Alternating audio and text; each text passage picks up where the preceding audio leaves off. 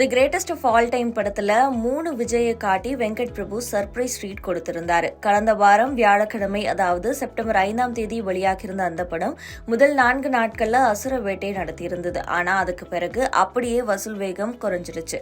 இந்த வார இறுதி நாட்கள்ல தமிழ்ல புதுசா படங்கள் இல்லாத நிலையில கோட் படத்தினுடைய வசூல் நேற்று இரவுல இருந்து திரும்பவும் சூடுபிடிக்க தொடங்கியிருக்கிறதா தியேட்டர் ஓனர்கள் தகவல் தெரிவிச்சிருக்காங்க. தளபதி 69 படத்துல விஜயோட இணைஞ்சு 3 முன்னணி நடிகைகள் நடிக்க போறதா தகவல்கள் வெளியாகி இருக்கு.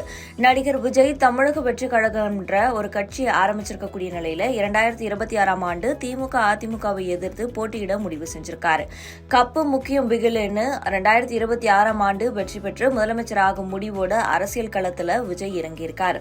தளபதி 69 படத்தோட சினிமால நடிக்க போறது இல்லைன்னு அவர் அறிவிச்சிருக்கக்கூடிய நிலையில விஜய் தன்னோட நடிச்ச நடிகைகளுக்கெல்லாம் வரிசையா திரும்பவும் ஒரு வாய்ப்பு கொடுக்கறது போல கொடுத்துட்டு வந்துட்டு இருக்காரு. த்ரிஷா, ஸ்னேகாவை தொடர்ந்து தளபதி 69 படத்துல சிம்ரன் ஒரு முக்கிய கதாபாத்திரத்துல நடிக்க போறதா உறுதியான தகவல் வெளியாகி இருக்கு. அப்பா மகன் கதாபாத்திரத்துல விஜய் நடிப்பாரா, விஜய்க்கு ஜோடியா சிம்ரன் நடிப்பாங்களாங்கிறதெல்லாம் இப்போதைக்கு தெரியல.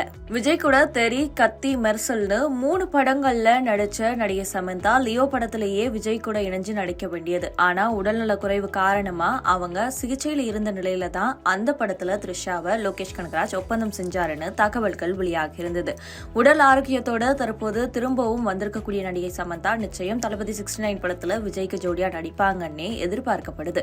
3வது ஹீரோயினா பிரேமலு பட ஹீரோயின் மமிதா பைஜு தளபதி 69 படத்துல நடிக்க போறதா தகவல் கசிஞ்சிருக்கு. விஜயனுடைய தீவிர ரசிகையான அவங்க சூர்யாவினுடைய வணங்கான் படத்திலேயே நடிக்க வேண்டியது. ஆனா சூர்யா வெளியேறினதும் மமிதா பைஜுவும் வெளியேறிட்டாங்க. ஜிவி பிரகாஷனுடைய ரெபல் படத்தின் மூலமா தமிழ் அறிமுகமான மமிதா பைஜு கண்டிப்பா தளபதி 69 படத்துல இணைவாங்கன்னு எதிர்பார்க்கப்படுது.